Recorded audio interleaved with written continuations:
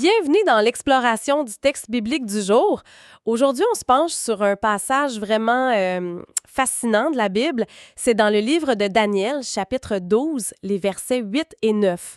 Pour mettre en contexte, là, Daniel vient de recevoir toute une série de visions assez complexes, disons-le, sur l'avenir. Puis là, il avoue qu'il ne comprend pas tout ce qu'il vient d'entendre. Notre but aujourd'hui, c'est de regarder ça de plus près. Qu'est-ce que ça veut dire, une prophétie qui est scellée? Puis cette idée que ça va juste être compris plus tard, au temps de la fin, on va essayer de décortiquer ça ensemble. Commençons par écouter la réaction même de Daniel. C'est au verset 8 du chapitre 12. « J'entendis, mais je ne compris pas. Et je dis, mon Seigneur, quelle sera l'issue de ces choses? » C'est quand même frappant, non? Daniel, le grand sage, celui qui interprète les rêves des rois, là, il dit carrément « J'ai entendu, mais le sens m'échappe. » C'est tellement humain comme réaction. Il doute pas la source, là, mais il bute sur le sens. Puis sa question est directe. Quelle sera l'issue? Ça mène où tout ça? On sent une quête de clarté. Qu'est-ce que ça nous dit au fond, cette incompréhension de la part de Daniel? Est-ce que ça montre juste les limites de notre petite tête humaine face au divin? Ou bien est-ce que ça révèle quelque chose sur ce type de prophétie en particulier? C'est une excellente question. Ça nous amène vraiment au cœur de la nature de la prophétie dans la Bible. Faut voir le contexte, là. Daniel arrive à la fin d'une longue série de révélations souvent assez dures sur les empires, les persécutions, des affaires cosmiques même. Puis son aveu « je ne compris pas », ça arrive juste après des grosses annonces sur la résurrection, les événements finaux. Le fait que ce soit lui, Daniel, qui dit ça, c'est ça qui est fort. C'est pas qu'il manque d'intelligence ou de spiritualité, loin de là. Au contraire, son incapacité, ça met en lumière la profondeur, le côté peut-être insondable de cette révélation ultime. C'est comme si le message avait une couche qui dépense la capacité d'analyse normale, même pour un prophète. Ça suggère que certaines vérités divines ne sont pas juste complexes, elles sont peut-être volontairement gardées, voilées jusqu'à un moment précis. Puis c'est pas unique dans la Bible, tu sais. Il y a d'autres prophètes qui reçoivent des messages dont le sens complet leur échappe, ou dont l'accomplissement est clairement pour plus tard. On pense à Ésaïe, ou même les disciples de Jésus qui ne comprenaient pas tout de suite ce qu'il disait sur sa mort puis sa résurrection. Ah oui, c'est vrai ça. Fait qu'il y a cette idée-là qui revient. Une révélation peut être donnée, écrite, mais sa compréhension totale est comme programmée pour une date ultérieure. Ça change la perspective, effectivement. L'accent est moins sur l'intelligence de celui qui reçoit, puis plus sur le timing divin pour comprendre. Alors, qu'est-ce qu'on lui répond à Daniel? C'est là qu'arrive le verset 9, qui est tout aussi dense.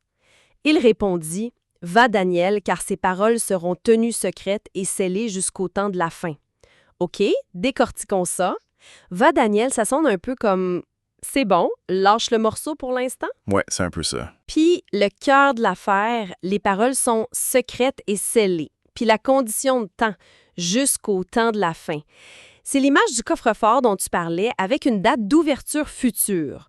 Mais scellé, qu'est-ce que ça implique exactement? C'est juste une image pour dire difficile à saisir ou il y a une action volontaire derrière ça, genre pour protéger le contenu.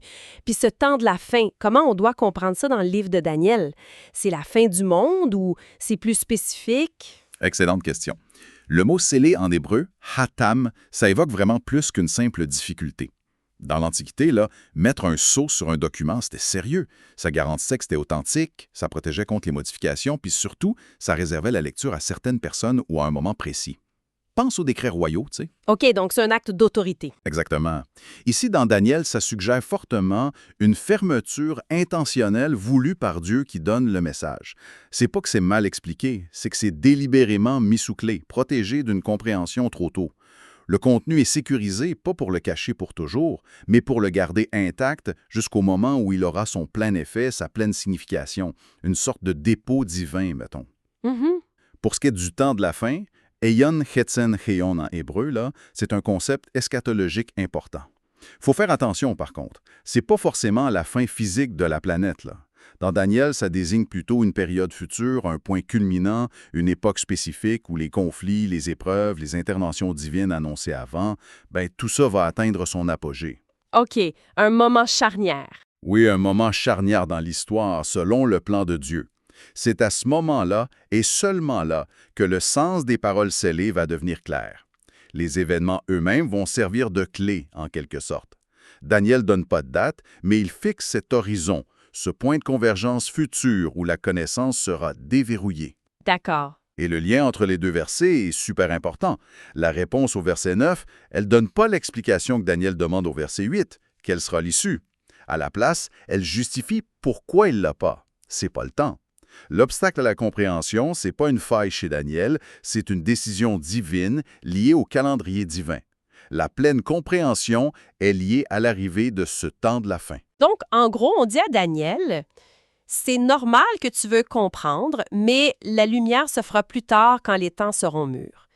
C'est un peu à contre-courant de ce qu'on pense d'une révélation divine qui devrait éclairer tout de suite. Ici, la révélation vient avec sa propre clause de non-compréhension immédiate. Ça pose une question majeure alors. À quoi ça servait cette prophétie pour Daniel lui-même et pour ceux qui l'ont lu en premier, si le message clé est verrouillé pour plus tard? Est-ce que c'était un genre de test de confiance, une façon d'encourager à persévérer dans la foi même sans tout comprendre du plan, ou peut-être juste pour souligner l'énorme différence entre notre perspective humaine limitée et la connaissance divine? C'est exactement ça. Une prophétie scellée, c'est pas inutile pour ceux qui la reçoivent en premier. Loin de là. Ça remplit plusieurs fonctions, même verrouillées. Premièrement, c'est une source d'espoir. Savoir que Dieu a un plan, qu'il connaît l'avenir, même les moments les plus sombres, puis Daniel en décrit des pas faciles, ça peut vraiment fortifier une communauté croyante face aux difficultés. C'est l'assurance que l'histoire n'est pas juste un chaos, tu sais. Mhm. Réconfortant d'une certaine façon. Ouais. Deuxièmement, ça cultive l'humilité. Admettre qu'il y a des choses qui nous dépassent, qu'on ne peut pas tout maîtriser avec notre intelligence, ça nous pousse à faire confiance à celui qui tient les temps dans ses mains. C'est un appel à la patience, à la foi. Troisièmement, l'acte même de recevoir, de noter fidèlement et de préserver cette parole, comme Daniel l'a fait, c'est déjà un acte de foi important. Ça assure que le message passe aux générations futures, celles qui vivront peut-être, elles, le temps de la fin et qui pourront déchiffrer le sens. Le texte est là, même si l'interprétation complète attend. C'est vrai, la transmission elle-même est clé. Exact. Puis il faut noter aussi que le verset 9 dit que ce sont ces paroles, Hadabarim, qui sont scellées. Ça avait sûrement moins le texte lui-même qui a été lu, étudié pendant des siècles, que la compréhension profonde de leur sens, de leur aboutissement final, cette issue que Daniel cherchait. C'est l'interprétation juste, la pleine portée des événements annoncés qui est gardée jusqu'au bon moment. Le texte est là, oui, mais c'est comme une carte au trésor dont tu comprends la destination juste quand tu arrives sur place. J'aime cette image de la carte au trésor. L'idée que c'est l'histoire elle-même qui déverrouille le sens, c'est puissant. Ça rend l'interprétation très dynamique, non? Absolument. Ça met en lumière une tension qu'on retrouve souvent. On voit soit des infos, des indices, mais le sens complet apparaît juste avec le recul ou à la lumière d'autres événements. Dans le cas de Daniel, cette tension est orchestrée par Dieu lui-même. C'est lui qui gère ce dévoilement progressif. Ça souligne les grands thèmes du livre. Dieu est maître de l'histoire, les événements mondiaux suivent un plan, même quand ça a l'air chaotique. Et notre perspective humaine est forcément limitée face à ça. Le « je ne comprends pas » de Daniel devient paradoxalement une partie du message. OK. Donc, si on résume un peu ce qu'on a vu dans Daniel chapitre 12, versets 8 et 9, on est face à une communication divine particulière. Un message est donné, mais avec l'instruction claire que son sens profond, son issue, est mis de côté, scellé. La clé, elle est liée à une période future, ce fameux temps de la fin. La réaction de Daniel, son incompréhension honnête et la réponse qu'il reçoit, ça nous rappelle nos propres limites et ça nous fait réfléchir sur le temps, la connaissance, la foi, face à un plan qui nous dépasse. C'est une très bonne synthèse, oui. Et ça nous amène tout droit à une dernière réflexion, une question qui reste ouverte. Si la compréhension dépend de l'arrivée du temps de la fin, la question qui brûle les lèvres depuis des siècles, c'est comment on reconnaît ce temps? Ah! La question à 1 million? Exactement. Le texte de Daniel donne bien quelques indices, là, des épreuves terribles, la connaissance qui augmente, les gens qui voyagent beaucoup, Daniel 12, verset 4. Mais comment savoir si une époque donnée, c'est vraiment ça le temps de la fin? C'est quoi les critères selon Daniel lui-même ou la Bible en général? Comment discerner que le moment est arrivé, que le sceau peut être levé ou qu'il l'a peut-être même déjà été sans qu'on s'en rende compte? Wow! Est-ce que c'est une question d'événements mondiaux précis, une certaine maturité de compréhension dans la communauté de foi, ou est-ce que le seau se lève petit à petit au fur et à mesure que l'histoire avance vers son but? C'est complexe, tu sais. Ça touche à comment on interprète les prophéties, comment on lit l'histoire, comment on attend l'avenir.